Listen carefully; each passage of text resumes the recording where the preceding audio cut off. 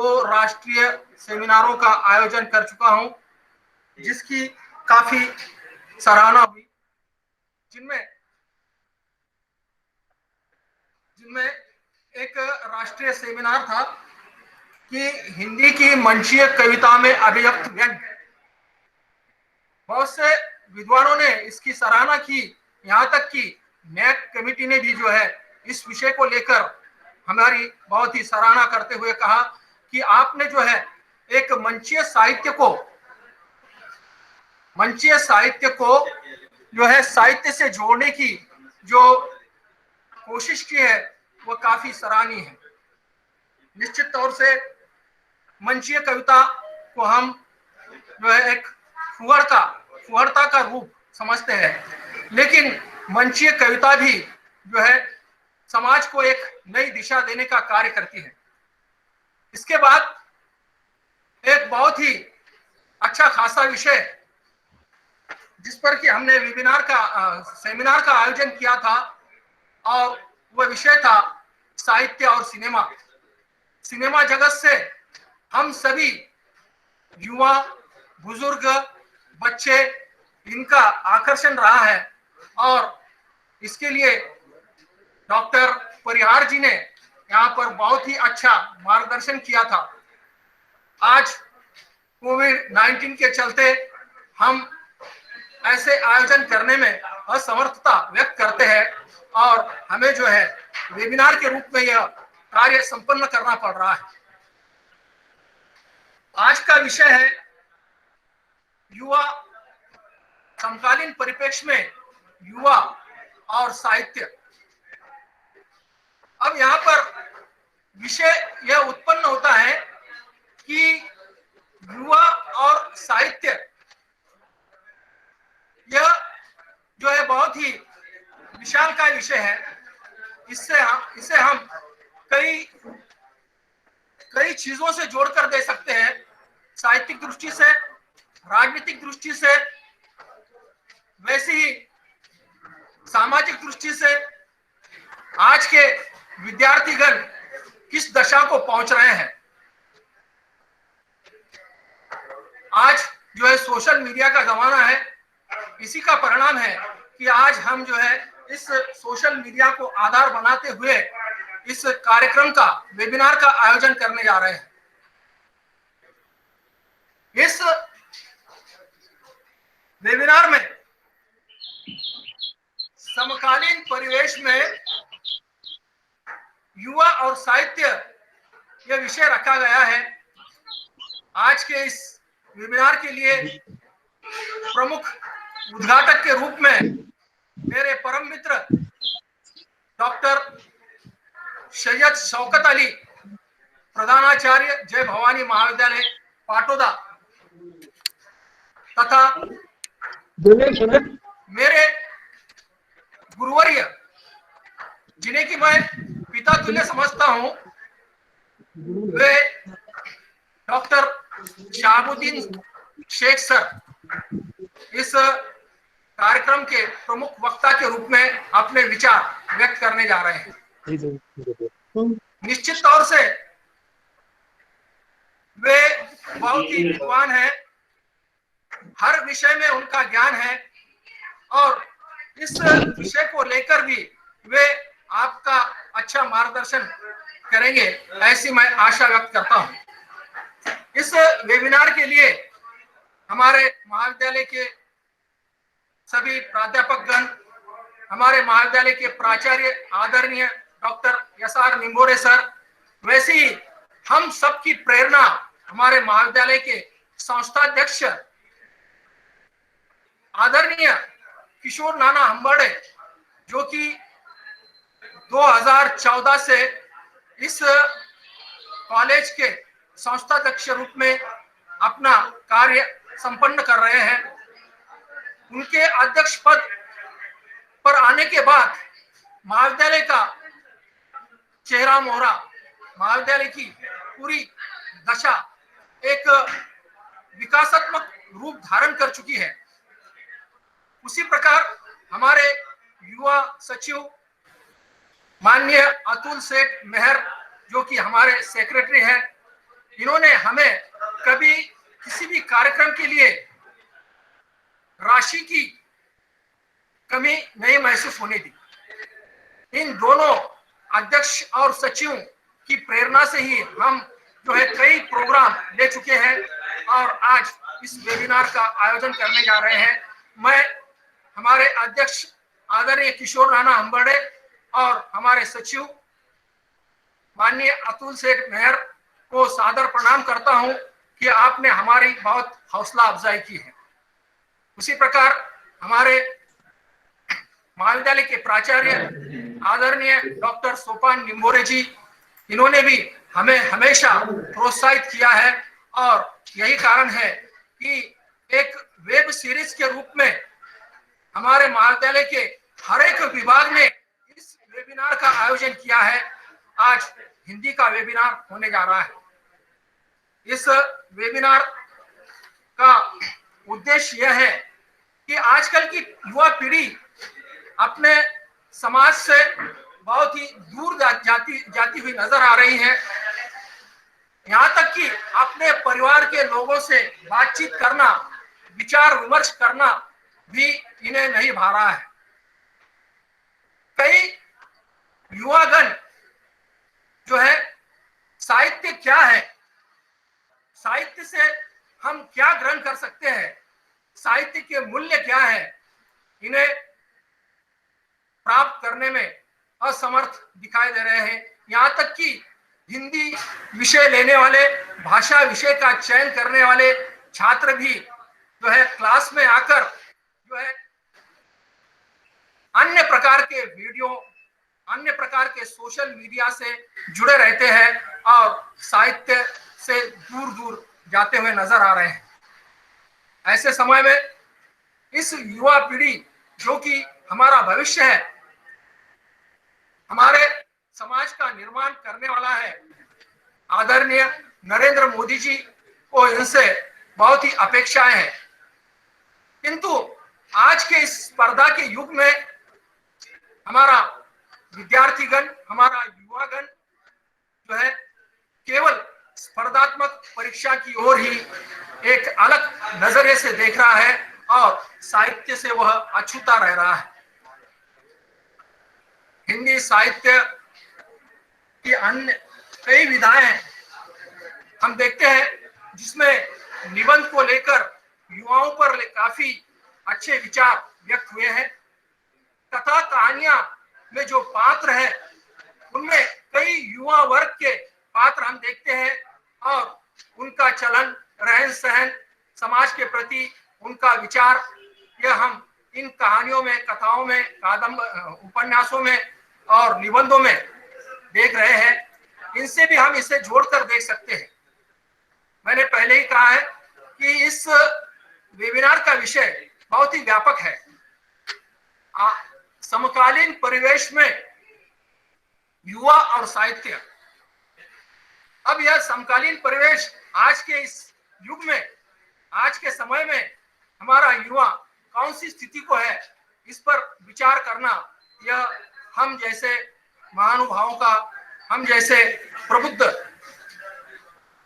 लोगों का कार्य है कि समाज को, समाज के युवा को ऐसे विषयों को लेकर प्रबोधन करें। निश्चित तौर से मैं आशा करता हूं कि ये वेबिनार हमारे युवा वर्ग के लिए, हमारे प्राध्यापक गण के लिए बहुत ही लाभदायी सिद्ध होगा। एक दो चार उदाहरण मैं यहाँ पर देना चाहूंगा कि हरिशंकर परसाई जी के कई निबंध है जिनमें की व्यंग्यात्मकता है और इस व्यंग्यात्मकता में हमारे युवाओं को लेकर उन्होंने काफी व्यंग्य किया है। जैसे कि यहाँ पर वैष्णव की फिसलन, इस निबंध को अगर हम ले तो वैष्णव की फिसलन, इस निबंध का पात्र वैष्णव, जो कि वैष्णव संप्रदाय से नाता रखता है और वैष्णव संप्रदाय के लोग हमेशा नॉन वेज से परहेज करते हैं। लेकिन जब वह वैष्णव एक होटल का निर्माण करता है, वहां पर वह बोर्ड लगाता है कि केवल शुद्ध शाकाहारी खाना यहां पर मिलेगा, लेकिन उसकी होटल का जैसा व्यापार होना चाहिए, जैसा धंधा होना चाहिए, वैसा नहीं होता है। वहां पर कुछ बड़े बड़े लोग जो है उस होटल में या लॉज में रहने के लिए आते हैं, किंतु आज के इस आधुनिक समाज में बड़े वर्ग में अलग अलग प्रकार की इच्छाएं हम देखते हैं। एक बड़े अधिकारी जब यहाँ पर किसी अधिकारी पर व्यंग्य करना, ये मेरा उद्देश्य नहीं है, बल्कि यह हरिशंकर परसाई ने खुद लिखा है कि बड़े बड़े अधिकारी जो है होटलों में जाकर किस प्रकार की रंगरीलियां मनाते हैं, किस प्रकार का ऐश करते हैं। और इस होटल में आए हुए अधिकारी वैष्णव से कहते हैं कि ये आपका होटल तो बहुत ही सड़ा हुआ है, यहाँ पर न मांस है न मछली है। ऐसे वक्त में आधुनिक समाज में आपका होटल कैसे चलेगा? और इस प्रकार से वैष्णव कुछ सोचने लग जाता है और वह फिर शाकाहार से मांसाहार की शुरुआत अपने होटल में कर देता है, जबकि वह एक वैष्णवपन से जुड़ा हुआ है। अर्थात हमारा युवा समाज, यहाँ पर मुझे कहना ही है कि हमारा युवा समाज अपने स्वार्थ के लिए, अपने उन्नति के लिए वह किस स्तर पर जा सकता है, अपने नीति नियम वह छोड़ सकता है। और इसी प्रकार से आज का समाज जो है एक अपने आदर्शों को छोड़कर जो है केवल अर्थ प्राप्ति की ओर बढ़ता हुआ दिखाई दे रहा है। ऐसे कई पात्र। और उसके बाद जो है वैष्णव से अन्य कई चीजों की मांग उस होटल में की जाती है। वहां पर फिर कैबरे डांसर, फिर जो है गीत, अलग अलग प्रकार की सुविधाएं देने की बात कही जाती है। और वैष्णव जो है वह सब करता जाता है। उसका होटल खूब नाम धारण करता है और इसकी अर्थ प्राप्ति होती रहती है। जमाखोर की क्रांति, इस निबंध में भी हम देखेंगे कि जमाखोर की क्रांति में अलग अलग परिवार के लोग अलग अलग राजनीतिक पार्टियां धारण करते हैं, जिसमें कि जो मुख्य नेता है उनके बेटे 4 पार्टियां धारण कर लेते हैं और अपना अपना स्वार्थ सिद्ध करने की कोशिश में लगे रहते हैं। अर्थात समाज जो है किस प्रकार से अधोगति को जा रहा है और हमारा युवा इसको किस प्रकार से तरजीह दे रहा है, इस बात का भी हमें यहाँ पर विचार करना है और निश्चित तौर से यह करने की आवश्यकता है। श्रीलाल शुक्ल का राग दरबारी भी ऐसे ही एक व्यंग्य उपन्यास है, जिसे कि हम हिंदी के विद्वान अच्छी तरह से जानते हैं, हमने उसका अध्ययन किया है। और यह इसके कई पात्र हम देखते हैं और इन पात्रों में वैद्य जी के यहाँ पड़े रहने वाला शनिचर, इसका उदाहरण हम ले सकते हैं, जिसे कभी कपड़े तक पहनने की छूट नहीं रहती, वह आगे वैद्य जी की कृपा से नेता बन जाता है। अर्थात चापलूसी करने से हाँ आज का युवा क्या क्या बन सकता है। जिसे कुछ भी नहीं आता वो एक धूर्त और स्वार्थी नेता के रूप में उभर कर सामने आता है। वैसे ही राग दरबारी के रंगनाथ शहरी युवा मानसिकता का प्रतीक है। राग दरबारी का जो रंगनाथ है वह शहरी युवा मानसिकता का प्रतीक है, जो पढ़ लिखकर अन्याय के आगे कदम कदम पर चिंतित और अपने आप को असहाय सा पाता है। निश्चित तौर से रंगनाथ को हम आज के इस समाज में एक आदर्श पात्र के रूप में देख सकते हैं। रंगनाथ को प्रिंसिपल और अन्य मालवीय जी के द्वारा परेशान किया जाता है और वह उनके खिलाफ बगावत कर बैठता है। शहर में स्वास्थ्य सुधारने वाला रंगनाथ स्कॉलर वहां के दैनिक जीवन के दांव पेचों के चक्कर में मानसिक रूप से उलझ जाता है। इस प्रकार से कई पात्रों को हम यहाँ पर देख सकते हैं। उसी प्रकार से रुपन बाबू मैनेजर वैद्य जी का लड़का 10th क्लास में 3 साल तक फेल होता है और गांव की राजनीति, लुच्चाई एवं बदमाशी में आगे चलकर पूर्णतः माहिर हो जाता है। सारे उपन्यास में एक भी ऐसा प्रबुद्ध पात्र दृष्टिगोचर नहीं होता जो कहीं इन सारी जीवन की विसंगतियों को प्रश्न भरी निगाहों से देखे। ले देकर एक लंगड़ है जो पात्रों में मूल्य चेतना से थोड़ा बंधा हुआ लगता है, लेकिन वह निहायत मूर्ख एवं तत्कालीन युग बोझ से बेखबर है और वह जुझारू न होकर काल्पनिक अधिक है। ऐसे ही पात्रों को लेकर हमें जो है समाज का दिशा निर्देश करने की आवश्यकता है। आजकल जो है समाज में युवाओं की स्थिति का जो बिगड़ता रूप है, राजनीतिक लोग किस प्रकार से हमारे युवाओं का उपयोग कर रहे हैं और हमारे युवा तत्कालीन सुख के लिए, तत्कालीन अर्थ प्राप्ति के लिए अपने पैरों पर कुल्हाड़ा मार रहे हैं। ऐसे वक्त समाज निर्माण में इस युवा पीढ़ी को अपना योगदान देना है, वह हमारा भविष्य है। साहित्य के साथ जोड़कर, राजनीति के साथ जोड़कर, समाज के साथ जोड़कर, धर्म के साथ जोड़कर हमें इसे देखने की आवश्यकता है। प्रास्ताविक रूप में मैं यहाँ पर बहुत कुछ कह चुका हूँ और भी वक्ता यहाँ पर बोलने वाले हैं। इस वेबिनार का उद्घाटन आदरणीय मेरे परम मित्र डॉक्टर सैयद शौकत अली इनके कर कमलों द्वारा होने जा रहा है। निश्चित तौर से वे यहाँ पर जुड़ चुके होंगे और आशा करता हूं कि उसके बाद मेरे पितृतुल्य और मेरे गुरु आदरणीय डॉक्टर शहाबुद्दीन शेख जी, जो कि नागरी लिपि परिषद नई दिल्ली के कार्याध्यक्ष हैं, जिनका बहुत नाम है पूरे भारतवर्ष में, वे सभी से परिचित है। इन्हें सभी लोग जानते पहचानते हैं, इनका स्नेह प्राप्त करते हैं। आज मुझे भी उनका स्नेह पहले से ही प्राप्त हुआ है और आज भी होने जा रहा है। वे भी आपको यहाँ पर अच्छी तरह से मार्गदर्शन करेंगे।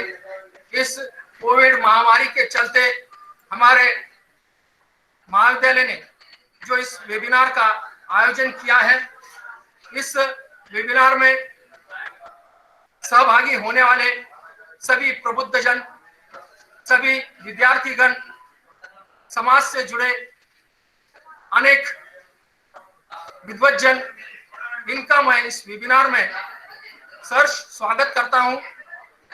और हमारे महाविद्यालय के प्राचार्य आदरणीय निंगोरे सर, हमारे संस्था के अध्यक्ष आदरणीय किशोर नाना हम्बड़े, आदरणीय अतुल सेठ मेहर, गणेश जी पिसाड़, वर्धमाने जी, डॉक्टर गायकवाड़ जी, महेश चौरे जी और अन्य सभी, सुभान सेठ, इन तैयब जी शेख, इन सभी का कृतज्ञता ज्ञापन करते हुए आगे इस वेबिनार के उद्घाटन के लिए परम मित्र डॉक्टर सैयद शौकत अली इनको आमंत्रित करता हूं।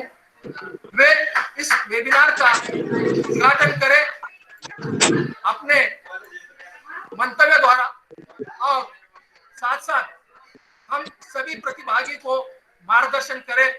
इसी आशा के साथ मैं यहाँ पर आदरणीय डॉक्टर सैयद शौकत अली को आमंत्रित करता हूँ। धन्यवाद। सभी को नमस्कार। क्या मेरी आवाज आ रही है?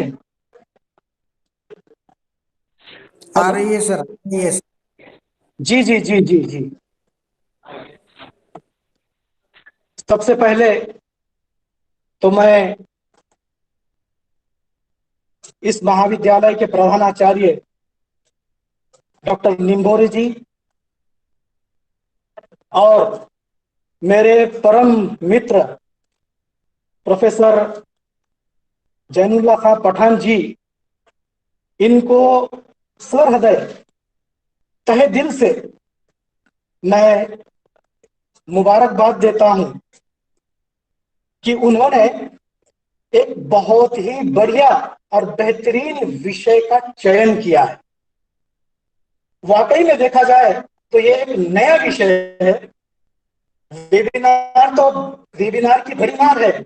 वेबिनार तो बहुत सारे हो रहे हैं, लेकिन उन सारे वेबिनारों के उन सारे वेबिनारों का अवलोकन करने के उपरांत इस बात की प्रचिति हमारे सामने उपस्थित होती है कि यह एक तरह का एक नया विषय है।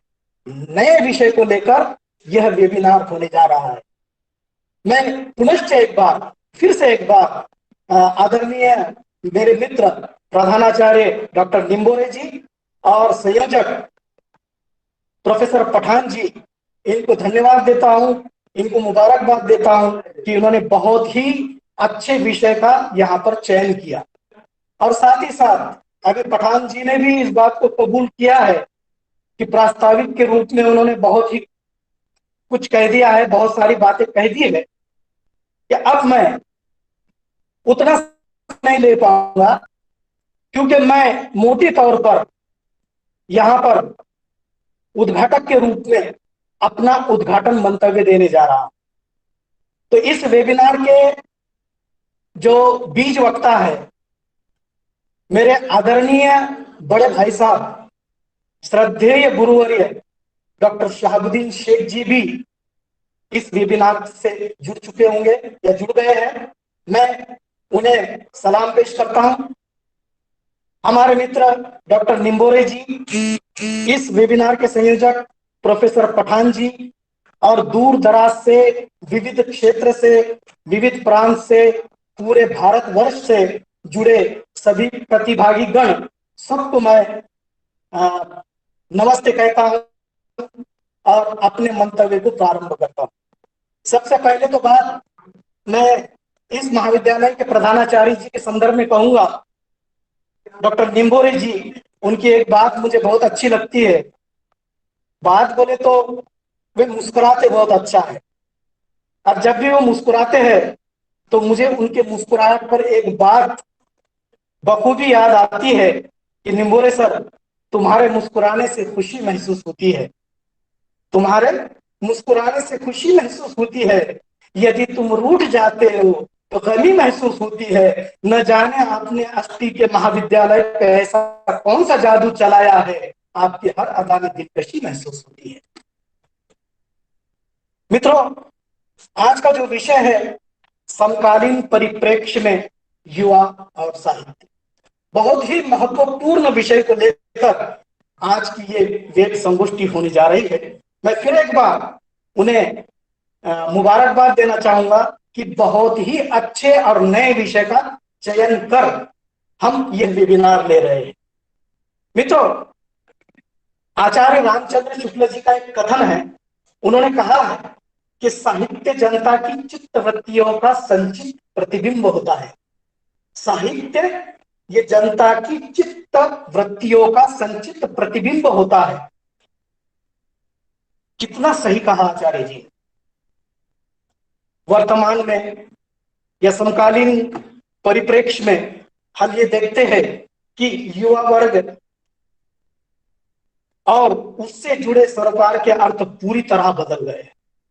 समय बदल गया है, लेखन बदल गया है, और इससे अधिक युवा पीढ़ी की सोच बदल गई। पाठ्यक्रमों से सद साहित्य नदारद है। पढ़ने पढ़ाने का सिलसिला लगभग खत्म हो चुका है। अब हर जरूरत के लिए गूगल पंडित मौजूद है।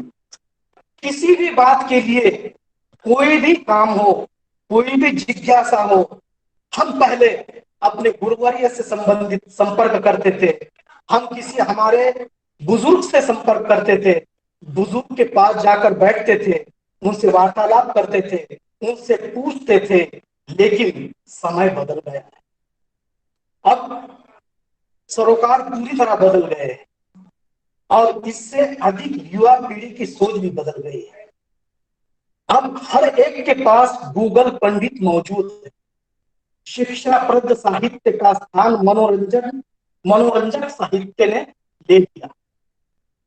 युवा ही क्यों, हम सब भी कहीं ना कहीं हल्के फुल्के मनोरंजन की तलाश में रहने लगे। स्तरीय पत्र पत्रिकाओं की प्रसार संख्या तेजी से घट रही है। रही सही कसर, हर हाथ में उपलब्ध मोबाइल कंप्यूटर से दुनिया मुट्ठी में आ गई। सही बात है मित्रों, दुनिया तो मुट्ठी में आ गई। हम कहते हैं कि दुनिया अब हमारे मुट्ठी में है और दुनिया मुट्ठी में आ गई है, लेकिन सही मायने में हम सबके सामने ये प्रश्न उपस्थित होगा सबके सामने या सबके मन और मस्तिष्क में यह प्रश्न उपस्थित होता होगा कि इस मुट्ठी में क्या बंद हो रहा है। ये बताने की किसी को भी जरूरत नहीं है मित्र। ये दुनिया हमारे मुट्ठी में है, लेकिन मुट्ठी में क्या बंद हो रहा है ये किसी को भी बताने की जरूरत नहीं। 2-3 दशक पहले पढ़ने से ज्यादा सरल और सस्ता कोई मनोरंजन नहीं था। चंदा मामा, नंदन, चंपक, कॉमिक्स आदि हमारे ज्ञानवर्धक और मनोरंजन तथा आनंद के साधन थे। किंतु अब हम बिना पठन पाठन के साहित्य को समझने की कोशिश कर रहे हैं। मित्रों, दौर गिरावट का आ चुका है। गिरावट का यह दौर हमारे समाज और राष्ट्र के नैतिक परिवर्तन का कारण बनता जा रहा है। बावजूद इसके साहित्य के क्षेत्र में अनेक नाम ऐसे हैं जो अपने लेखन से समाज को दिशा देने के लिए कटिबद्ध है। इनका लेखन भी नई पीढ़ी को आकर्षित कर रहा है। यह भी सही है कि अब पत्र पत्रिकाओं का स्वरूप भी डिजिटल होता जा रहा है, जिसे उपलब्धि के रूप में देखा जाना चाहिए। युवा वर्ग इसका सतत उपयोग करे, अच्छा साहित्य पढ़े, अच्छे लेखकों से जुड़े, ये अपेक्षा तो रहेगी। मित्रों, इस बीच में एक बात भूल गया था। मैं शुरू में ही कहने जा रहा था कि मुझे शुरू में ही कहना था कि औपचारिक रूप से इस संगोष्ठी का उद्घाटन हो चुका है।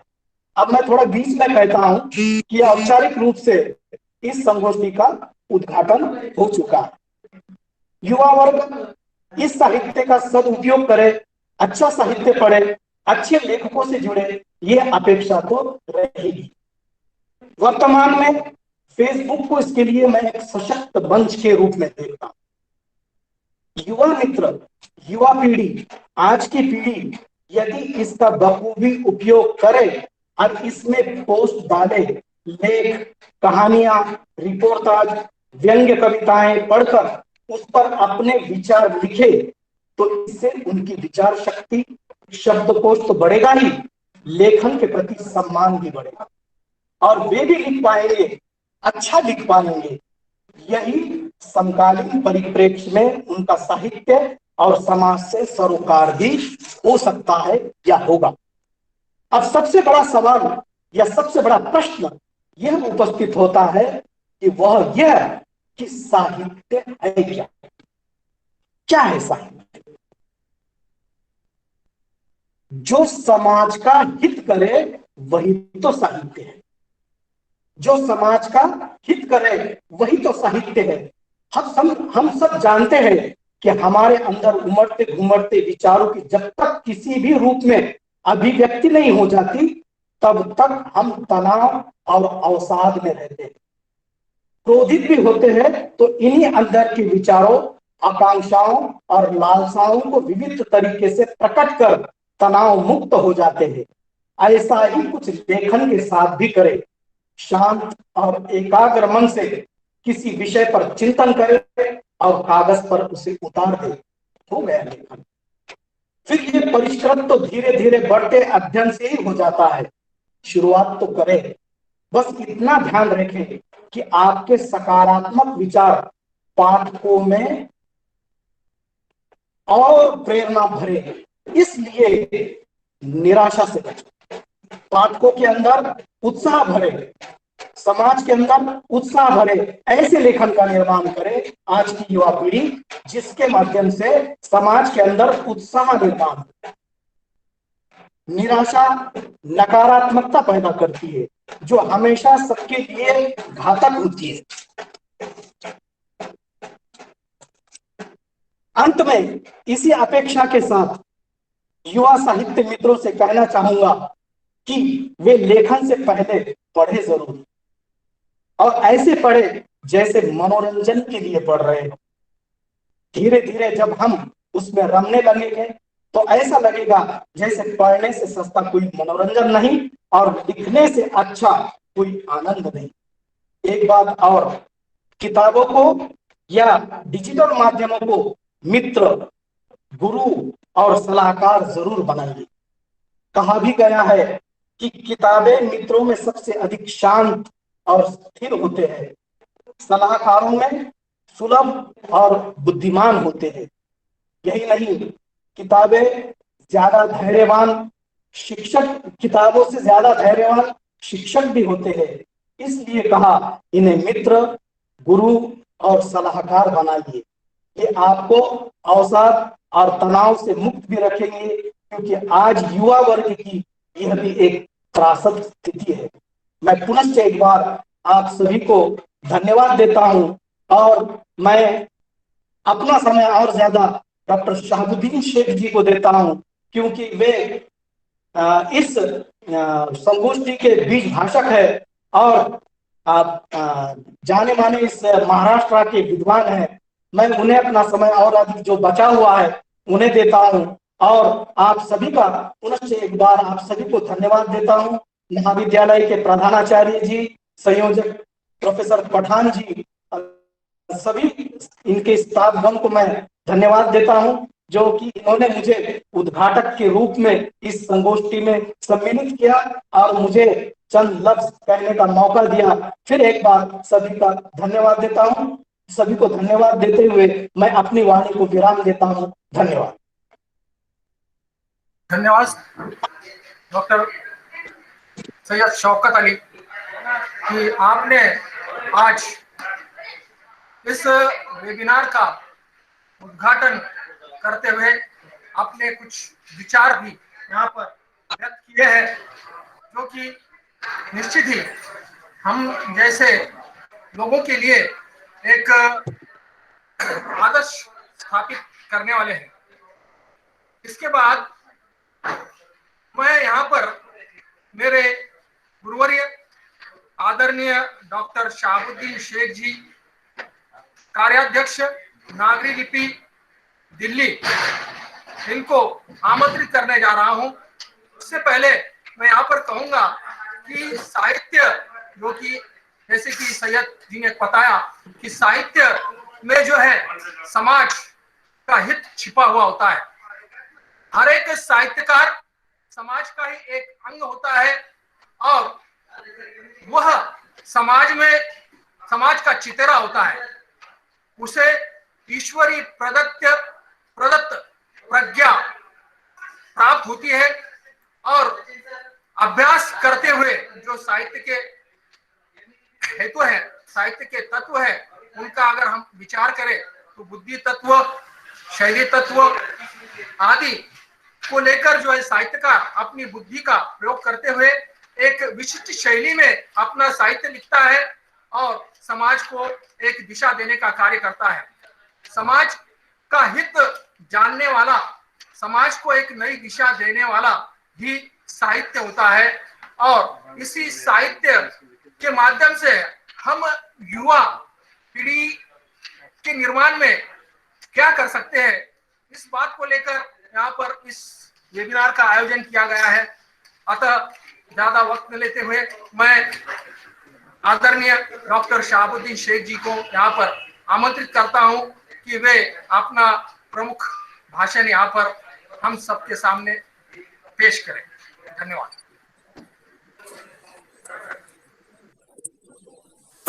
सभी को नमस्कार।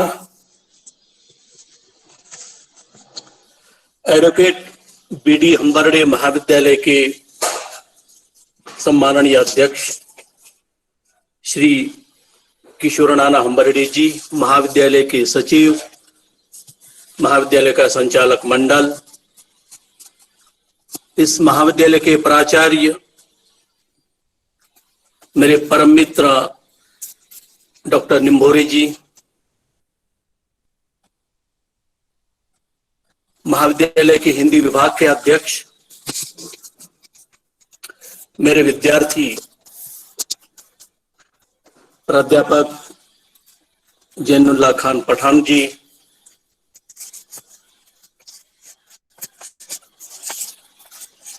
और अभी अभी जिन्होंने इस गोष्ठी का उद्घाटन किया है,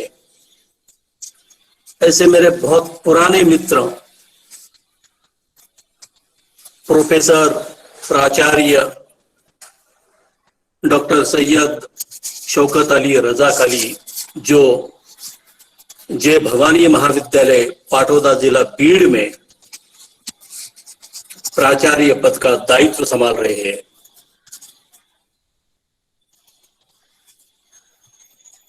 कोविड-19 की बड़ी कृपा है कि उसने हमें दूर दराज के स्थानों पर रहते हुए भी एक दूसरे का दर्शन कराया है, विचारों से वह अवगत भी कर रहा है। आजकल कोरोना महामारी से हम जूझ रहे हैं, लड़ रहे हैं, कई मौतें उसमें से हुई, कई करोड़ों मौत के मुंह से वापस आ गए, लेकिन वास्तव में देखा जाए तो कोरोना ने बहुत कुछ हमें सिखाया है। वह हमें एक दूसरे के साथ जोड़ने के लिए एक आभासी गोष्ठी को लेकर हमें विचारों का आदान प्रदान कर रहा है। कोरोना के आगमन से ऐसा लग रहा था कि बस अब सारा समाप्त हो चुका है। जीवन भी अस्त व्यस्त होने के बाद समाप्ति के मार्ग पर है, लेकिन कुछ ना कुछ उसमें से रास्ता निकला,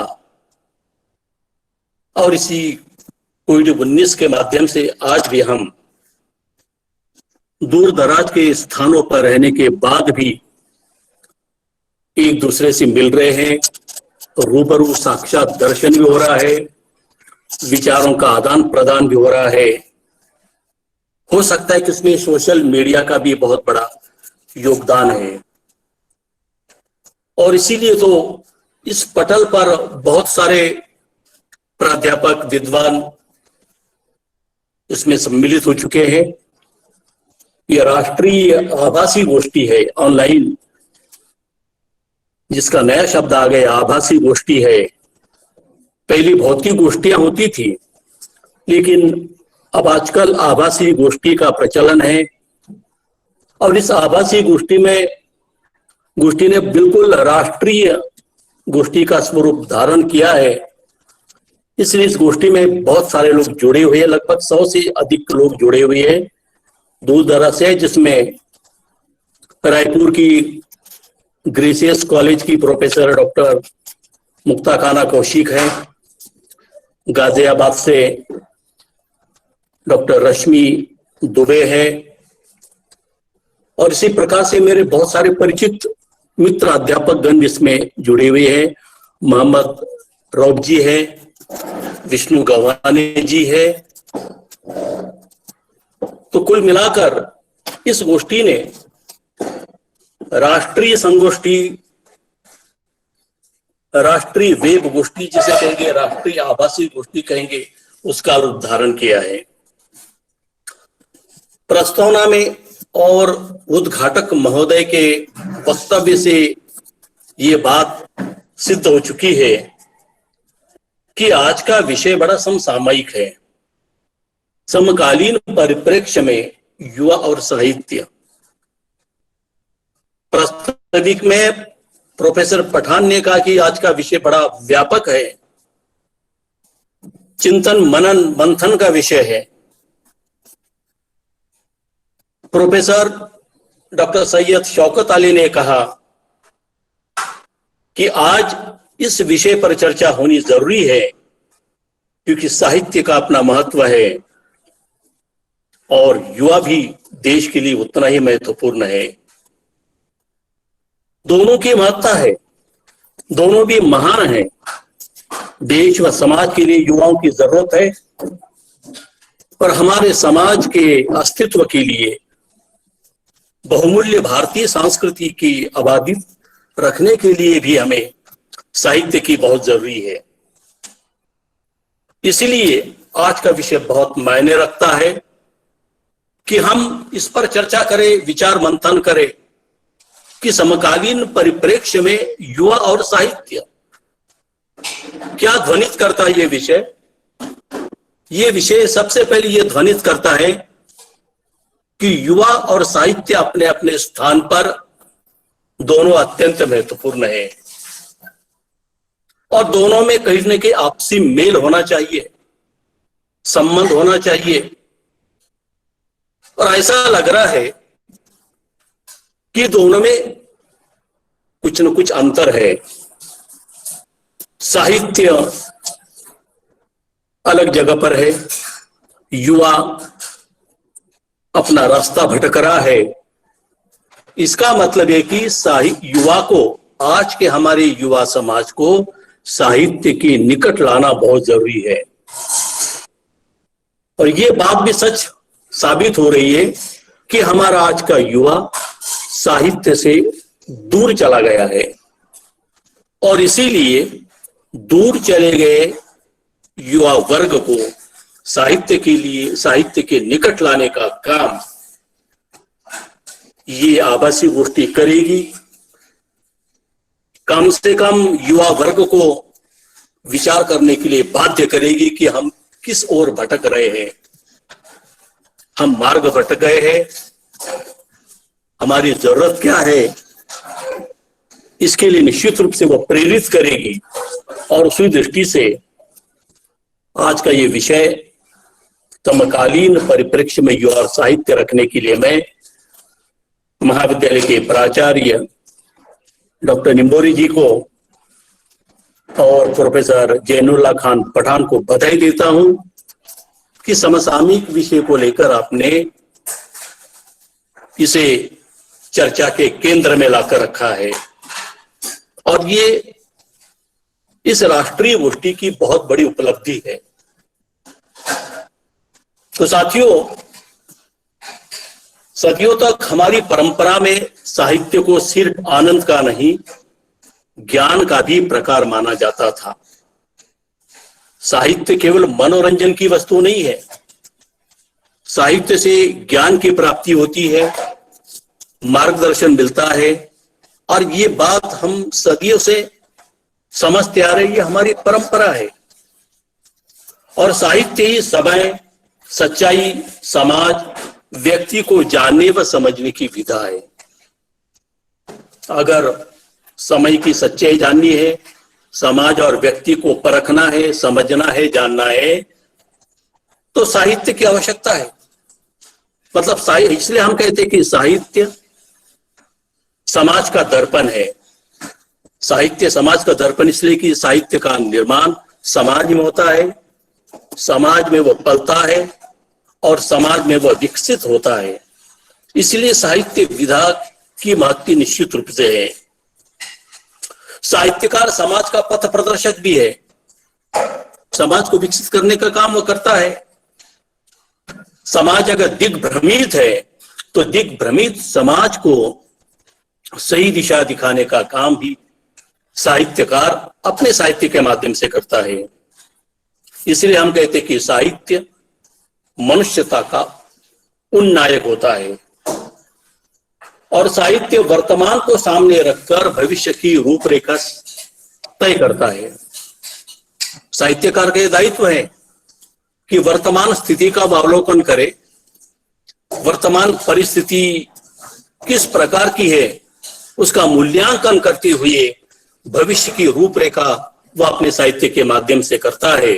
इसलिए समाज की या राष्ट्र की सोई हुई विवेक शक्ति को जागृत करने का जो बुनियादी लक्ष्य है वह साहित्यकार का है, साहित्य का है। तो इसी प्रकार से साहित्य हमारे जीवन में अत्यंत महत्वपूर्ण घटक है। साहित्य से हम दूर जा सकते नहीं, और जिस देश का साहित्य प्रेरक आदर्शवादी होता है वह देश निश्चित रूप से प्रगति पथ पर है, क्योंकि किसी भी राष्ट्र का निर्माण और उसका उत्थान, उसकी प्रगति अन्य कारकों की तरह उसमें साहित्य भी अपनी बड़ी भूमिका निभाता है कि देश के उत्थान में, प्रगति में साहित्य की भूमिका है। और जब कोई राष्ट्र अपने पथ से भटक जाता है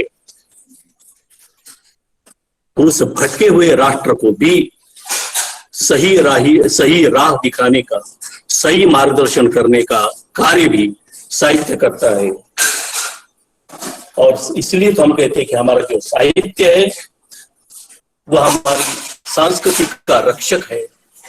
संस्कृति का रक्षक नहीं बल्कि संस्कृति का संवाहक है एवं संस्कृति का पोषक भी होता है। इस प्रकार से साहित्य की महत्ती हम सब जानते हैं, क्योंकि हम सभी साहित्य के विद्यार्थी हैं। हमारे साहित्यकारों ने भी साहित्य की महत्ती प्रतिपादित की कि प्रेमचंद जी ने साहित्य को जलती मशाल कहा है कि साहित्य जलती मशाल है, कि जो एक प्रकार का आलोक देता है। आग लगाने का काम नहीं करता साहित्य, बल्कि वह प्रकाशमान कर देता है। और इसीलिए समाज में साहित्य का बहुत बड़ा महत्व है। संत कबीरदास जी का हम उनका काव्य पढ़ते आ रहे हैं, और कबीरदास जी सैकड़ों वर्ष पहले जितने प्रासंगिक थे उससे भी आज ज्यादा प्रासंगिक है। उसका कारण यह है कि कबीर का काव्य कोई सीमा रखता नहीं, वह बिल्कुल चिरंतन है और किसी भी समाज के लिए, किसी भी युग के लिए वह पथ प्रदर्शक है, मार्गदर्शक है। इसलिए कबीर का साहित्य पहले जितना प्रासंगिक था उससे भी आज अधिक प्रासंगिक है। इसलिए कबीर को हम कहते हैं कि सामाजिक सरोकार के बहुआयामी कवि मानते हैं। तो इस प्रकार के वह संत रहे कि जिन्होंने अपनी लेखनी के माध्यम से समाज के विचारों पर प्रहार भी किया, समाज को नए विचार भी दिए और समाज को सही रास्ते पर लाने का प्रयास किया है। अब इस साहित्य को युवा वर्ग किस प्रकार से आत्मसात करे, साहित्य युवा वर्ग हमारा आत्मसात करे, ये हमारी धारणा है।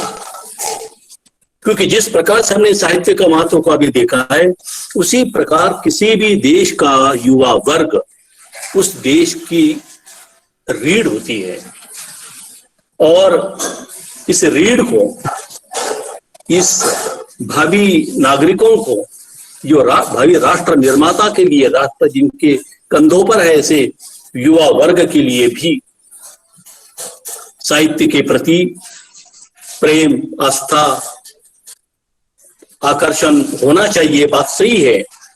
इसलिए हम ये भी कह सकते हैं कि युवाओं के मजबूत कंधों के बिना विश्व में किसी भी प्रकार का परिवर्तन संभव नहीं है। युवाओं के मजबूत कंधे होते हैं और उन मजबूत कंधों के बिना विश्व में किसी भी प्रकार का परिवर्तन अपेक्षित नहीं, ये संभव नहीं है। और इस प्रकार के विचार को, इस प्रकार के तथ्य को लगभग विश्व के सभी विद्वान, चिंतक, राजनीतिज्ञ और साहित्यकार इन्होंने अपने अपने तरीके से रखा है उन्होंने विचारों को। और ये युवाओं के माध्यम से जो परिवर्तन है, ये परिवर्तन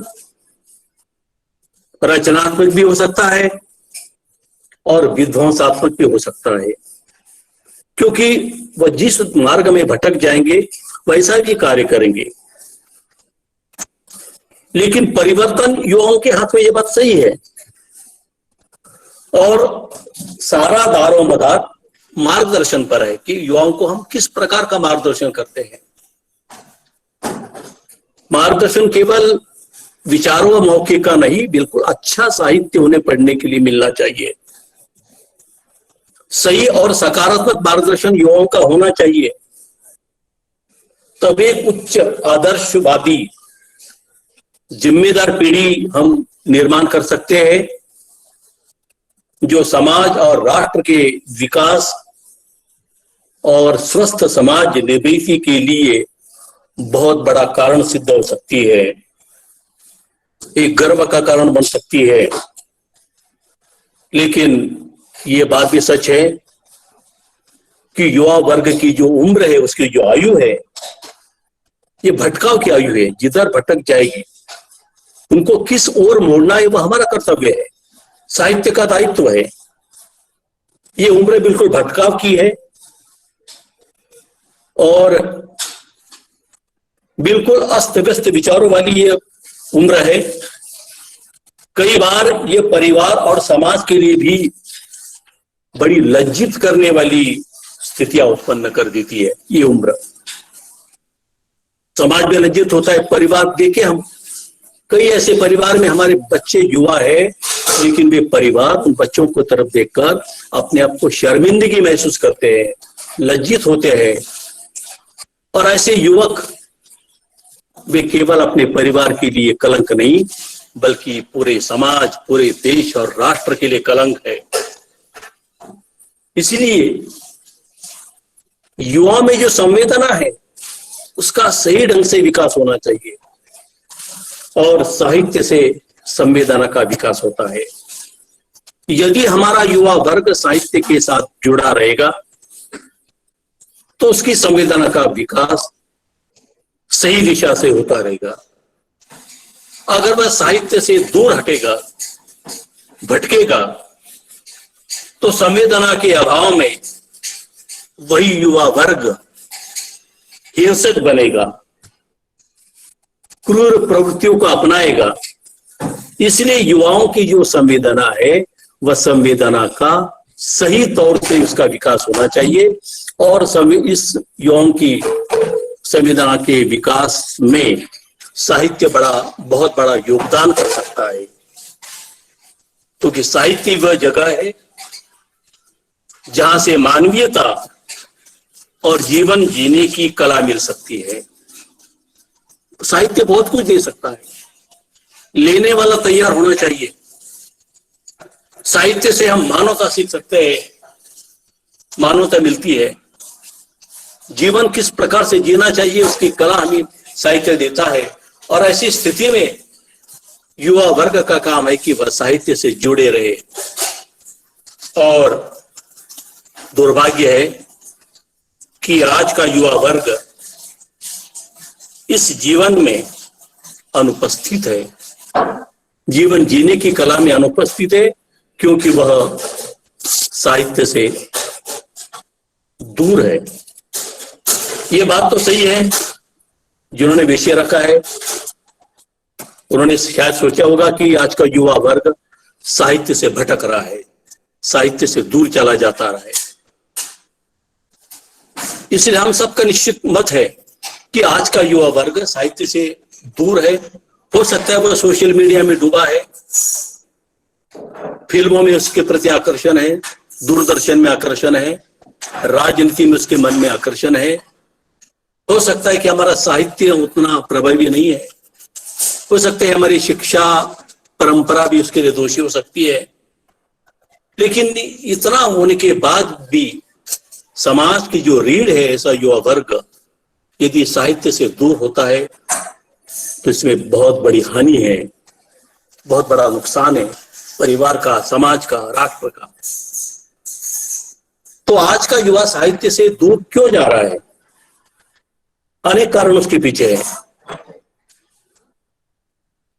कुछ लोग एक सोचते हैं कि युवा वर्ग साहित्य से दूर इसलिए होता जा रहा है कि हमारा साहित्य व्यवहारिक नहीं रहा, कि साहित्य में केवल कुछ अलग अलग विशिष्ट बातें बताई जाती है, लेकिन व्यवहारिकता के दर्शन साहित्य में नहीं हो रहे हैं।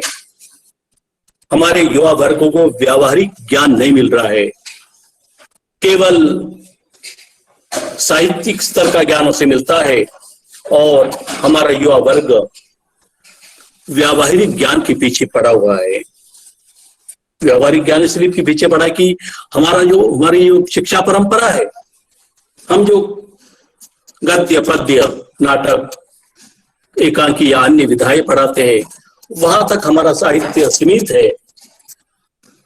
और ये साहित्य भले हमारे मस्तिष्क को खुराक देता है, लेकिन व्यावहारिक ज्ञान को पूर्ण करने में ये अधूरा है, क्योंकि हमारा युवा वर्ग आजकल प्रतियोगी परीक्षा में डूबा हुआ है। उससे हेलो ये चालू है क्या? चालू हेलो प्रधान जी, क्या बात है? हेलो, आ रही क्या आवाज? हाँ सर, आवाज आ रही है आपकी। आ रही है ना? हाँ हाँ हाँ सर आपकी आवाज आ रही है, आप कंटिन्यू कीजिए। चालू का हो ही नहीं। अच्छा, दूसरी बात है कि जी सर, आ रही है आवाज।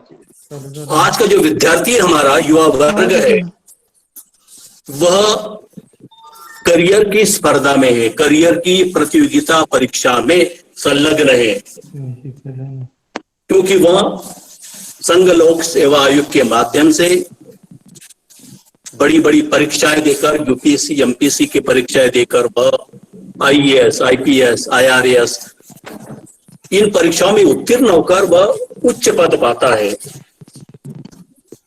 और इसके लिए, इन उच्च पदों पर पहुंचने के लिए उसका सारा रुझान सोशल मीडिया और इंटरनेट की ओर है। युवा वर्ग समझता है कि ये कहानी, ये कविता, ये उपन्यास पढ़कर क्या मिलता है, कोई व्यावहारिक ज्ञान नहीं। उसे प्रतियोगी परीक्षा में उत्तीर्ण होने के लिए, प्रतियोगिता परीक्षा की जानकारी हासिल करने के लिए, ज्ञान में वृद्धि करने के लिए वह सोशल मीडिया की तरफ भाग रहा है, इंटरनेट को अपना रहा है, इसलिए वह साहित्य से दूर हो रहा है। दूसरी बात है कि अध्ययन अध्यापन में भी साहित्य का दायरा घटता हो रहा है। आजकल जो हमारी शिक्षा पद्धति है, जो परंपरागत शिक्षा पद्धति, जिसके अंतर्गत अध्ययन अध्यापन की जो पद्धति है, इसमें भी साहित्य का दायरा घटता जा रहा है। ये हमारा युवा वर्ग समझता है।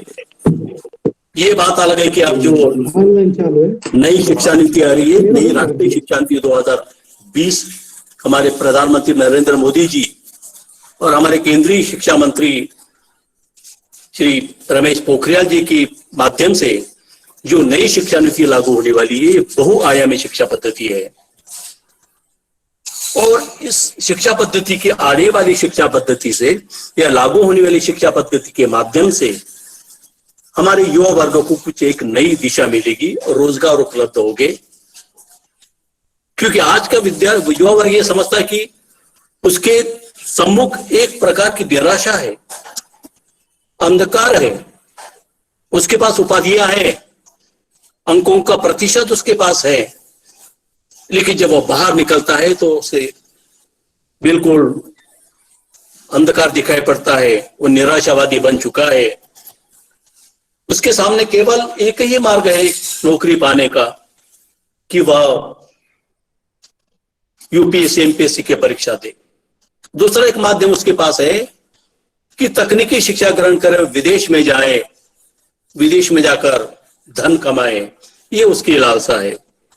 और इस प्रकार से विदेश में जाकर धन कमाने की लालसा या संघ लोक सेवा, महाराष्ट्र लोक सेवा आयोग के माध्यम से उच्च पदों पर पहुंचने की जो उसकी तीव्र इच्छा है, ये इच्छा हमारे साहित्य के माध्यम से उसे मिलती नहीं और वह साहित्य से दूर होता जा रहा है। परिणामतः हमारे इस युवा वर्ग की साहित्य के प्रति जो रुचि है वो दिन ब दिन कम हो रही है। साहित्य को पढ़ने के लिए उसके पास समय भी नहीं है, क्योंकि वह हमेशा 24 घंटे वह इंटरनेट में, सोशल मीडिया में, उसकी दुनिया ही अलग हो जाती है। पढ़ने के लिए समय भी नहीं उसके पास। क्या पढ़े, कैसे पढ़े, क्यों पढ़े, इस प्रकार के इसके सामने प्रश्न है। और अगर पढ़ने के लिए थोड़ा बहुत समय भी है तो साहित्य के प्रति उसके मन में रुचि नहीं है, रुझान नहीं है। इसलिए युवा वर्ग साहित्य से अपरिचित होता जा रहा है, साहित्य की उपेक्षा कर रहा वह। और इस प्रकार से हमारे समाज के युवा वर्ग में साहित्य के प्रति उपेक्षा निर्माण होना, युवा वर्ग द्वारा साहित्य की ओर निरादर की भावना से देखना, यह हमारे राष्ट्र और समाज के लिए बहुत बड़ा चिंता का विषय है। अगर कोई विद्यार्थी, कोई युवा वर्ग पढ़ना भी चाहता है तो वह साहित्यिक पुस्तकें पढ़ने की अपेक्षा वह अन्य पुस्तकें पढ़ने में रुचि रखता है। अन्य पुस्तकें मतलब अश्लील पुस्तकें, कि जिन पुस्तकों से कोई मार्गदर्शन मिलता नहीं, ज्ञान मिलता नहीं, तात्कालिक संतोष मिलता है, ऐसी पुस्तकों की ओर वो मुड़ता है। तात्कालिक आनंद, तात्कालिक संतुष्टि के लिए वह अन्य पुस्तकें पढ़ने में रुचि रखता है और हमारा साहित्य उससे बिल्कुल दूर जाता रहता है। परिणामतः आज के इस प्रतियोगिता परीक्षा के युग में या स्पर्धात्मक युग में किसी भी युवा को अपनी संस्कृति और अपने साहित्य से कोई लेना देना नहीं है, क्योंकि वो आत्म केंद्रित बना हुआ है, युवा स्वार्थी बना हुआ है, उसे भविष्य की चिंता है। आज वह पढ़ा लिखा होकर भी, उच्च शिक्षित होने के बाद भी वह अपने आप को ऐसा महसूस कर रहा है कि मेरा भविष्य अंधकारमय है, मुझे अपने भविष्य की चिंता करनी है, मुझे रोजगार पाने के लिए मुझे अपना नया मार्ग ढूंढना है। इसलिए वह कभी कभार भारतीय संस्कृति की भी अवहेलना कर देता है। भारतीय संस्कृति जो विश्व में महान संस्कृति है, बहुमूल्य संस्कृति हमारी है, और हमारी इस भारतीय बहुमूल्य संस्कृति का साहित्य भी बहुमूल्य है। लेकिन इस युवा वर्ग के निराशामय, अंधकारमय जीवन में वह समझता है कि साहित्य से और इस संस्कृति से मेरा कोई लेना देना नहीं है। वह केवल सोचता है कि सोशल मीडिया ही मेरा मार्गदर्शक है, और सोशल मीडिया के माध्यम से वह जानकारी हासिल करता है, मनोरंजन भी करता है अपना, और दिन रात उसी सोशल मीडिया के बीच में अपने आप को डुबोया रखता है और एक आत्मिक संतुष्टि पाता है। इसका परिणाम सोशल मीडिया, ठीक है, सोशल मीडिया का योगदान तो आजकल है, कुछ हद तक सोशल मीडिया हमारे लिए लाभदायक भी है, मार्गदर्शक भी है, लेकिन उसका अंधानुकरण नहीं होना चाहिए। आत्मपरीक्षण करना चाहिए कि सोशल मीडिया का हम कितना प्रयोग करें, उसे कितना ग्रहण करें। लेकिन युवा वर्ग को कोई मार्गदर्शन मिलता नहीं। आज का युवा वर्ग दिग्भ्रमित है, दिशाहीन है, भविष्यहीन है, वह उसके सामने कुछ भी नहीं है। इसलिए वह हमारी भारतीय सभ्यता, हमारी भारतीय संस्कृति और हमारा भारतीय साहित्य, इन सब से वह कोसों दूर चला गया है। केवल चला नहीं गया, बस भूल गया है। संस्कृति के तत्व, संस्कृति के मूल्य भूलता जा रहा है, साहित्य को भूलता जा रहा है। क्योंकि हम देखते हैं कि हमारा जो धर्म साहित्य है, हमारे जो आज के वेद है, उपनिषद है, पुराण है, आदि को पढ़ता ही नहीं। उसके ऊपर पढ़ना तो छोड़ दीजिए, चर्चा भी नहीं है उसके ऊपर। उनका नाम लेना भी वह एक प्रकार से अपने आप को पिछड़ापन मानता है कि जो हमारा धार्मिक साहित्य है, चाहे वेद हो, उपनिषद हो, ये हमारा सर्वधर्म ज्ञान जो है, ये हमारी भारतीय संस्कृति की धरोहर है।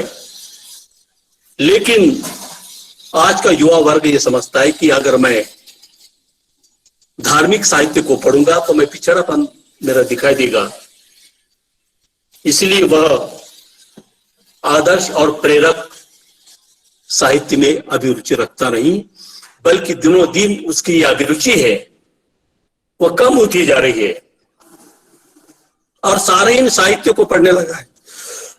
अगर वो पढ़ता भी है जो सारहीन साहित्य, अश्लील साहित्य पढ़ने में उसकी रुचि है, जो सरासर गलत है। ये भारतीय संस्कृति के लिए बहुत बड़ा कलंक है। और इसी प्रकार से हम देखते हैं कि जो उच्चतर स्तरीय साहित्यिक रचनाएं हैं, इन पढ़ने की परंपरा भी लगभग लुप्त हो जा रही है। युवा वर्ग समझता भी नहीं है कि पढ़ने का महत्व क्या है, क्यों पढ़े। इसलिए जो भारतीय संस्कृति की जो बहुमूल्य परंपरा है, उसकी वह अवहेलना कर रहा है। एक प्रकार से अपने साहित्य से दूर जाना मतलब अपनी संस्कृति की हम अवहेलना कर रहे हैं। इस प्रकार का ध्यान हमारे युवा वर्ग के मन में है नहीं, लेकिन उन्हें इस स्थिति से अवगत कराना चाहिए, मार्गदर्शन की जरूरत है। और वो पाश्चात्य संस्कृति को अपना आदर्श मानता है। हम देखते क्या सोशल मीडिया में कौन सी भाषा का प्रयोग हो रहा है, अंग्रेजी का हो रहा है। और उस अंग्रेजी से चिपके होने के कारण, अंग्रेजी के अत्यधिक प्रयोग के कारण, वह कि जो अंग्रेजी इस देश में भारतीय संस्कृति की अपेक्षा पाश्चात्य संस्कृति को थोप रही है, उस संस्कृति को अपना सर्वस्व मानने लगा है, अपना आदर्श मानने लगा है। और पाश्चात्य संस्कृति को आदर्श मानते हुए वह अपनी भारतीय संस्कृति को तुच्छ समझने लगा है, हे समझने लगा है। यह बिल्कुल बड़े शर्म की बात है, क्योंकि जो भारतीय संस्कृति विश्व में आदर्श मानी गई है, वही संस्कृति हमारे इस युवा वर्ग के मन में न जाने किस प्रकार की धारणा पैदा कर रही है। अंग्रेजी भाषा के माध्यम से वह सोशल मीडिया में डूबा हुआ है और सोशल मीडिया के कारण वह पाश्चात्य संस्कृति के प्रति आकर्षित हो रहा है। उसे अपना सारा सब कुछ भविष्य पाश्चात्य संस्कृति में दिखाई दे रहा है, लेकिन वह भूलता जा रहा है कि ये सब एक प्रकार का अंधकार का मार्ग है, निराशा का मार्ग है, अपने व्यक्तित्व को, अपने जीवन को डुबोने वाला मार्ग है। क्योंकि पाश्चात्य संस्कृति ये बिल्कुल हमारे जीवन को नष्ट करने वाली संस्कृति है। और इसी प्रकार से हमारी जो युवा पीढ़ी है, ये युवा पीढ़ी हमारे भारतीय साहित्य से लगाव रखती नहीं। दूसरी बात है कि कुछ हमारे ऐसे भी युवा वर्ग है कि जो रोजगार परक शिक्षा के दबाव में, कुछ आधुनिक तकनीक के मोह में यह पीढ़ी साहित्यिक किताबों से दूर होती जा रही है। वो चाहता है कि साहित्य पढ़ने से क्या रोजगार मिलने वाला है, साहित्य पढ़ने से क्या कोई नौकरी मिलेगी, मुझे अपना भविष्य संवारना है। उसके मन में एक प्रकार की धारणा है, साहित्य पढ़ने से केवल एक आत्मिक संतुष्टि मिल सकती है, लेकिन रोजगार मिलेगा नहीं। इसलिए वह रोजगार परक शिक्षा के ओर भाग रहा है, दौड़ रहा है, आधुनिक तकनीक के मोह में पड़ा हुआ है और उसे लगता है कि मेरा भविष्य रोजगार परक शिक्षा पाने में और आधुनिक तकनीक शिक्षा ग्रहण करने में ही है। और इस प्रकार का विचार उसके मन में उसने ठान लेने से वह साहित्यिक पुस्तकों से, हमारे साहित्य से दूर चला जा रहा है। एक कारण यह भी है कि पठनीय गंभीर साहित्य का अध्ययन, साहित्य का न होना। एक कारण है ऐसा भी है कि हमारी कुछ पुस्तकें ऐसी भी है कि जिसमें कोई गंभीर साहित्य पठनीय बात नहीं है, कि जो युवा वर्ग को भानी चाहिए, पसंद आनी चाहिए। तो हमारे साहित्य के अंदर पठनीय और गंभीर ऐसा कोई साहित्य न होने से भी युवा वर्ग को लगता है कि ये साहित्य हमारा कुछ उपयोगी नहीं है। लेकिन भारतीय साहित्य विश्व में सबसे अधिक अपनी उपलब्धि रखता है, महत्वपूर्ण बात रखता है, क्योंकि भारतीय साहित्य में धर्म है, दर्शन है, राजनीति है, शिक्षा है, किसी भी क्षेत्र की पुस्तक लीजिए हमारे भारतीय साहित्य की, वह निश्चित रूप से अपनी महत्ता प्रतिपादित करती है। केवल एकाधी रचना, एकाधा आलेख, एकाधी पुस्तक पढ़ने से हम भारतीय साहित्य का निरीक्षण, मूल्यांकन नहीं कर सकते। इसलिए हमारी युवा पीढ़ी को एक व्यापक दृष्टिकोण अपनाना चाहिए, क्योंकि भारतीय संस्कृति केवल एक कृति नहीं है। भारतीय संस्कृति, भारतीय साहित्य कोई एक कृति नहीं है। भारतीय साहित्य जो है एक बहुत बड़ा विशाल साहित्य है, बहुत बड़ा ज्ञान का भंडार है। जितना भी उसे हम ग्रहण करेंगे उतना ही हमारे लिए कम है। इसलिए हमारे युवा पीढ़ी को यह सोचना चाहिए कि जो हमारे पास परोसा हुआ साहित्य उसे हम पढ़ें, और फालतू और उपयोगी की दीवार खड़ी करने की जो उपयोगिता है उसका वो उपभोग करना चाहता है, व्यर्थ साहित्य पढ़ना चाहता है। और जो हमारे मस्तिष्क के लिए उपयोगी है उसे पढ़ना जरूरी है, लेकिन वह नहीं चाहता क्योंकि उसकी मानसिकता उस प्रकार से बन चुकी है। युवा दिग्भ्रमित क्यों है? तो उसके लिए हमारा परिवार भी जिम्मेदार है, समाज भी जिम्मेदार है, कुछ हद तक शिक्षा व्यवस्था भी है, राजनीति भी है। दूसरी बात है कि आज का युवा जो है वह अपने कमरे में कैद है। पहले के हमारे युवा पीढ़ी बाहर घूमती थी, मुक्त थी, अध्ययन के लिए ग्रंथालय में जाती थी, क्रीड़ांगन पर जाती थी, अच्छी पुस्तकें पढ़ती थी, बड़े बड़े साहित्यिक प्रतियोगिता में सहभाग लेती थी, वक्तृत्व प्रतियोगिताएं होती थी, कवि सम्मेलन या काव्य पाठ करती थी। आज भी हो रहे हैं, लेकिन पूर्व की अपेक्षा कम। वह सोचता है कि यह कुछ नहीं है, ये जो है बाहर का जो समाज है ये कुछ नहीं देगा मुझे, मेरे भविष्य को सुधारेगा नहीं। मेरा भविष्य अगर सुधारना है तो मैं अपने आप को आत्म केंद्रित करते हुए अपने कमरे में बैठकर मैं अपना अध्ययन करूं, सोशल मीडिया में डूबा रहूं, और सोशल मीडिया के माध्यम से, मोबाइल के माध्यम से, फेसबुक के माध्यम से, इंटरनेट के माध्यम से ज्ञान में मैं वृद्धि करूं ताकि मैं आगे बढ़ सकूं। इस प्रकार की एक व्यर्थ की भावना उसके मन में पैदा हो चुकी है, इसलिए उसने अपने आप को कमरे में कैद रखा है। किसी से कोई संबंध रखना चाहता नहीं, उसके मित्र वर्ग भी बहुत कम है। पुराने जमाने में हमारी युवा पीढ़ी के मित्रों की संख्या बहुत बड़ी होती थी, कतार लगती थी। आजकल का युवा देखिए, उसे मित्र है कहां? वह बिल्कुल अपने अकेलेपन में डूबा हुआ है, अकेलापन महसूस करता है। मित्रों से कोई लगाव नहीं, कोई संबंध नहीं, कोई कारण नहीं।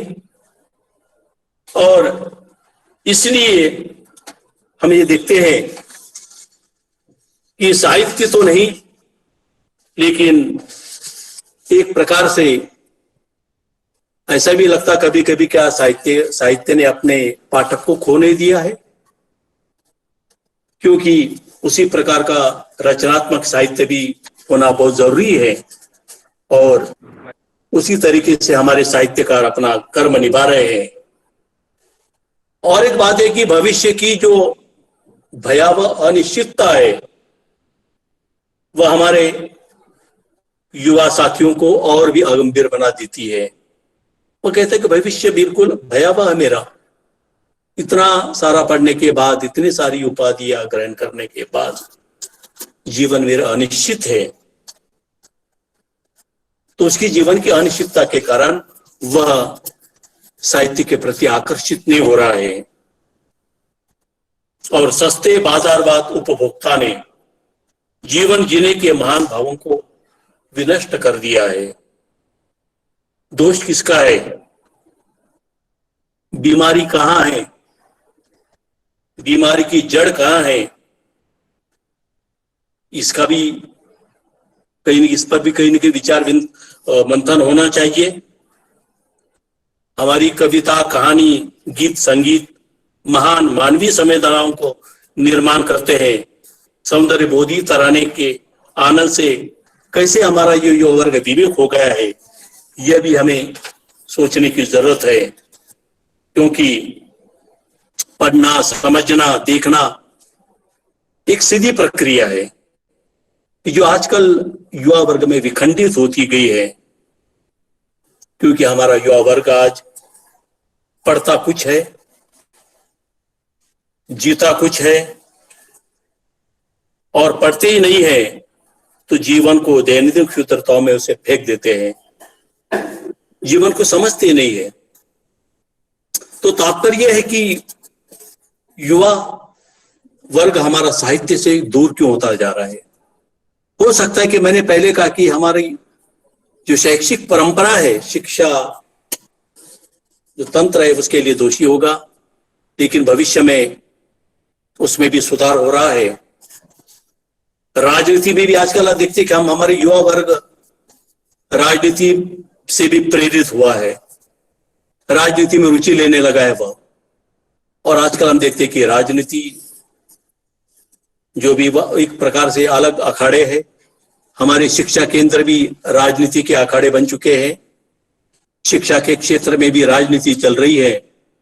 ये सरासर गलत है।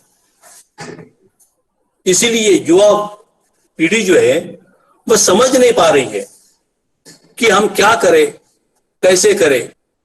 लेकिन एक बात सच है कि युवा वर्गों को मार्गदर्शन की नितांत आवश्यकता है। उनके सामने एक निश्चित स्थायी भविष्य दिखाने के बाद ही निश्चित रूप से वह साहित्य के प्रति आकर्षित होंगे। साहित्य की महत्ता क्या है, प्रतियोगिता परीक्षाओं में भी साहित्य का समावेश होना चाहिए, तब अपने आप विद्यार्थी भारतीय साहित्य के प्रति आकर्षित होगा। और मुझे विश्वास है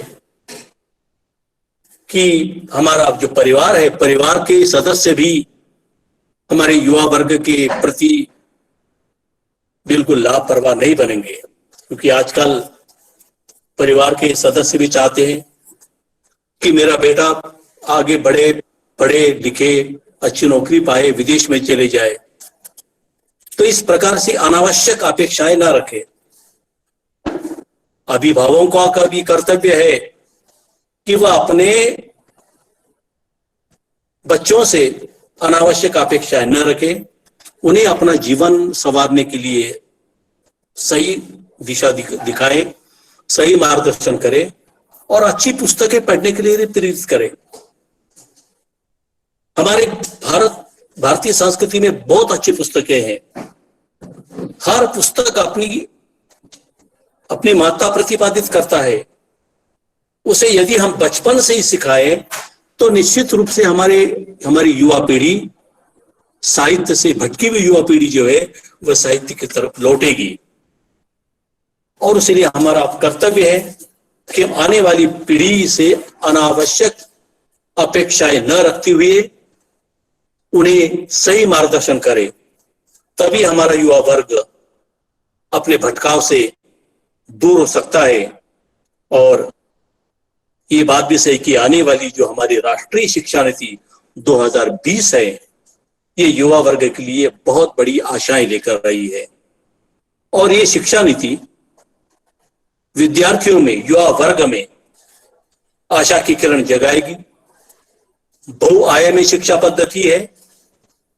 भारतीय भाषाओं को लेकर चलने वाली शिक्षा पद्धति है, जो शिक्षा भारतीय संस्कृति पर आधारित होगी और इस शिक्षा के माध्यम से हर हमारे युवा वर्ग को रोजगार निश्चित रूप से मिलेगा।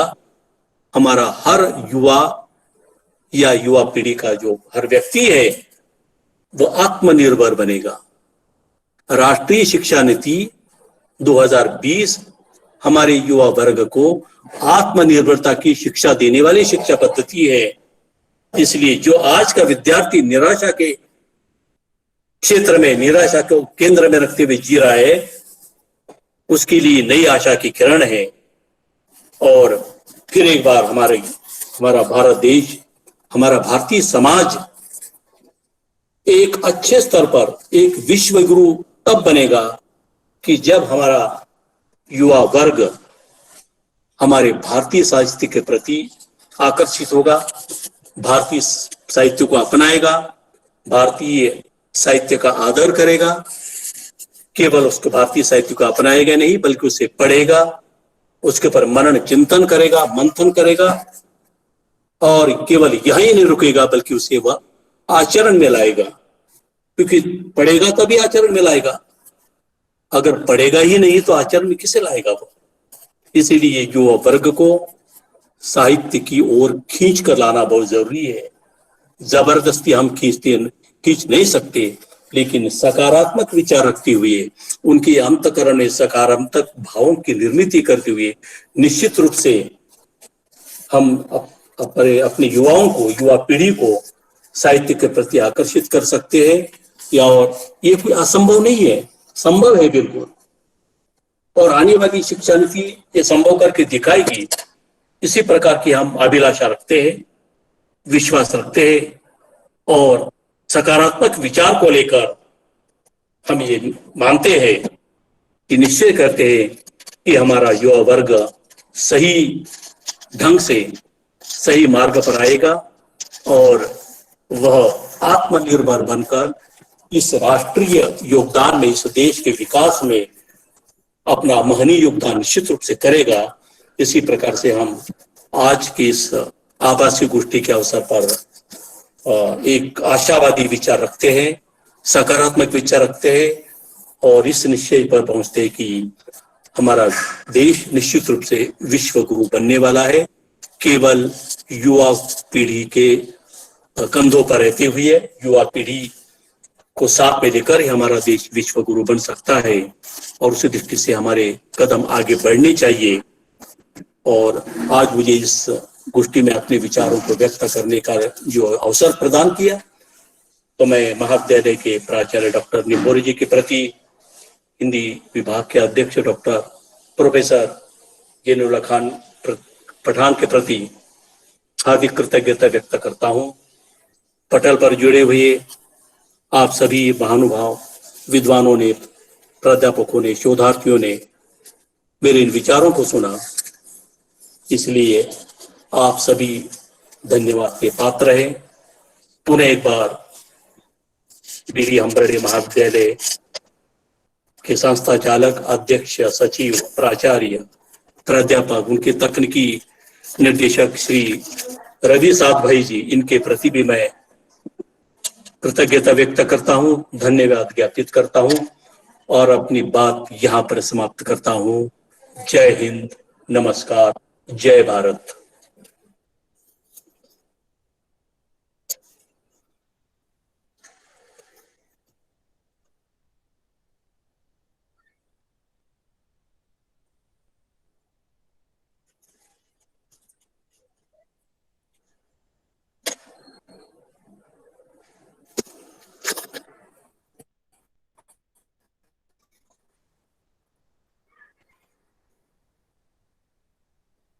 शौकत जी, पठान जी कहाँ गए हैं? सर किधर गए कुछ पता नहीं चल रहा। हाँ, hello Zainullah Khan, Pathan sir, Pathan sir नहीं दिखाई दे रहे सर। पठान सर या महाविद्यालय के पठान सर, तकनीकी विभाग, महाविद्यालय का तकनीकी विभाग। धन्यवाद सर। मैं अब हमारे महाविद्यालय के प्रधानाचार्य तथा इस कार्यक्रम के अध्यक्ष डॉक्टर एस.आर. निंबोरे सर जी से अनुरोध करती हूँ कि वे अपना अध्यक्षीय समारोह करें।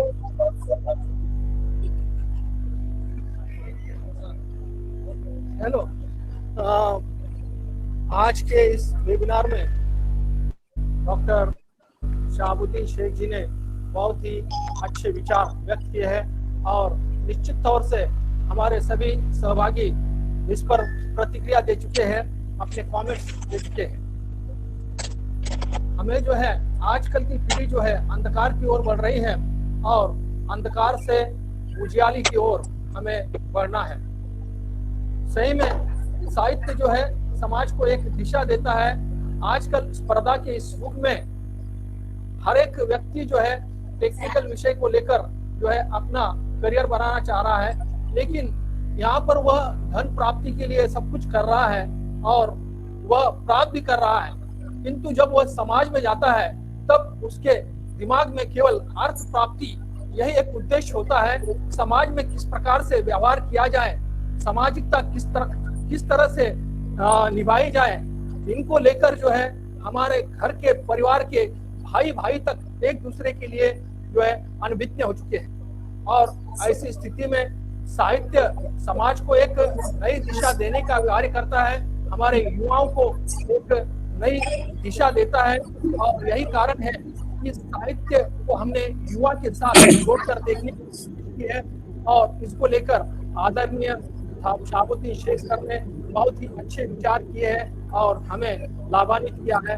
अतः मैं उनका तहे दिल से महाविद्यालय संस्था की ओर से शुक्रिया करता हूं कि आपने अपना बहुमूल्य वक्त देकर जो है इस वेबिनार को कामयाब करने में सहयोग किया है। बहुत बहुत धन्यवाद। इसके बाद हमारे महाविद्यालय के प्रधानाचार्य और हमारे प्रेरणा स्थान डॉक्टर निंबोरे सर से मैं निवेदन करता हूं कि वे मंतव्य व्यक्त करें। धन्यवाद। Doctor Nimbore sir.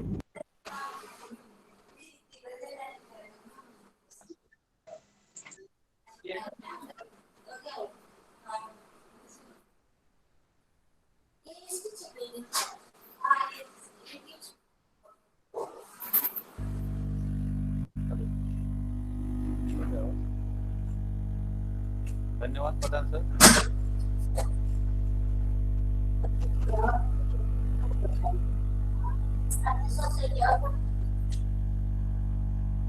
अस्सी तालुका शिक्षण एडवोकेट बी डी अंबर्डे महाविद्यालय आयोजित हिंदी विभाग की ओर से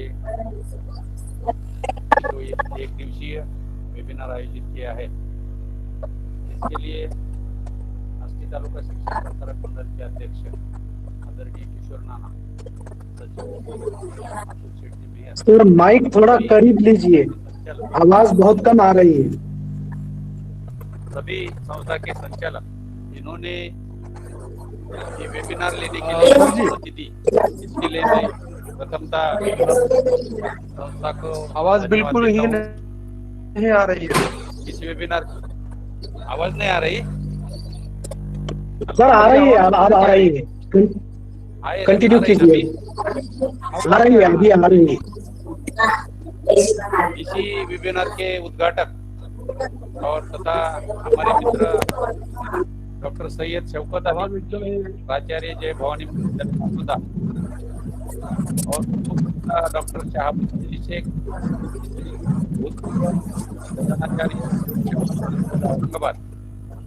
तथा नागरी लिपि परिषद नई दिल्ली के कार्याध्यक्ष, ये दोनों ने ये वेबिनार में अपना जो मत है वो प्रकट किया है।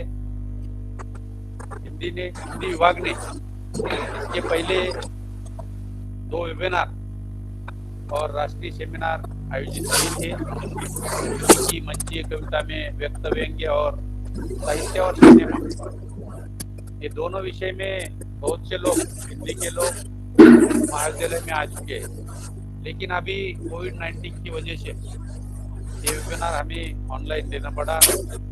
आज का वेबिनार कोविड-19 की वजह से जो ऑनलाइन लिया गया है, इसी में जो भी पार्टिसिपेट हो गए हैं ये सभी का, और दोनों सैयद शौकत अली और शहाबुद्दीन सर का मैं शुक्रगुजार अदा करता हूँ। उन्होंने अच्छी तरह से हमारे पार्टिसिपेंट को अपने विचार व्यक्त किए हैं।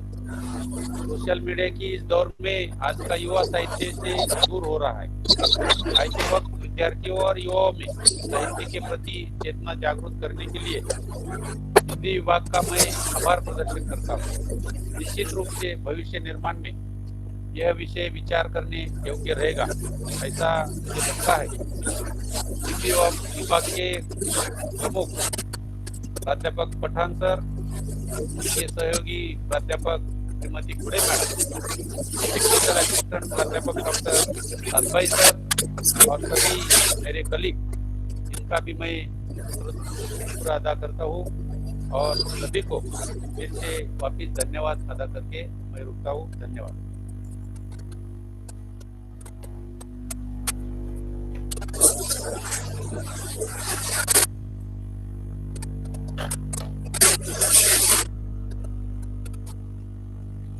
हेलो, धन्यवाद आदरणीय प्रधानाचार्य जी।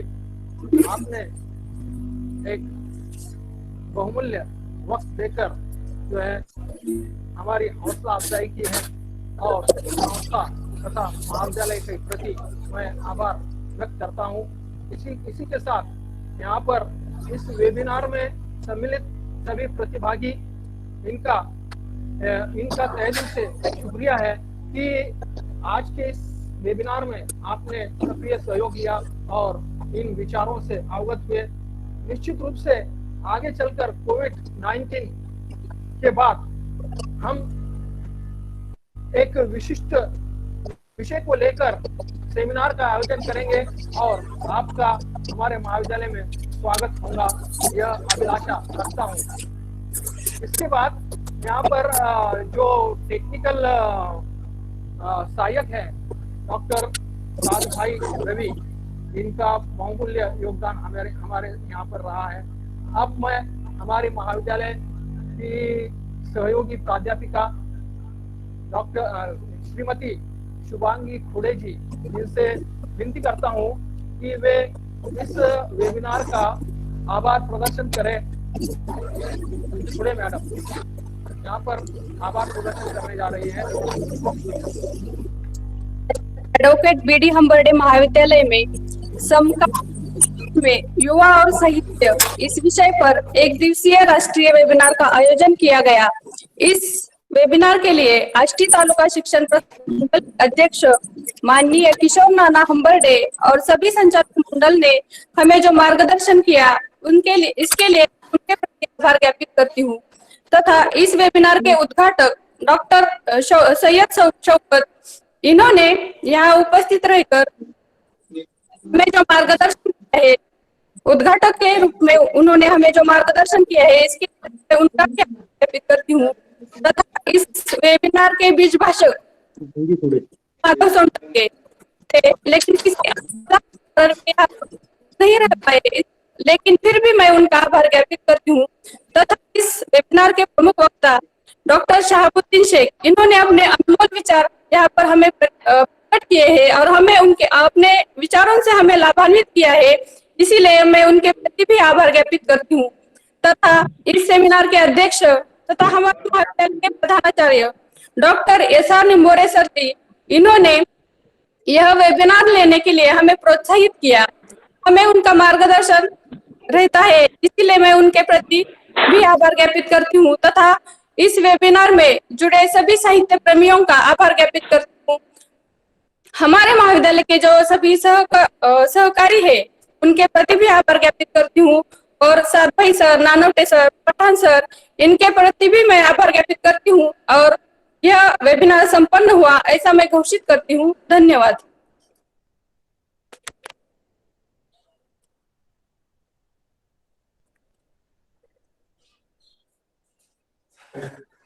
एकदा जमीन सवय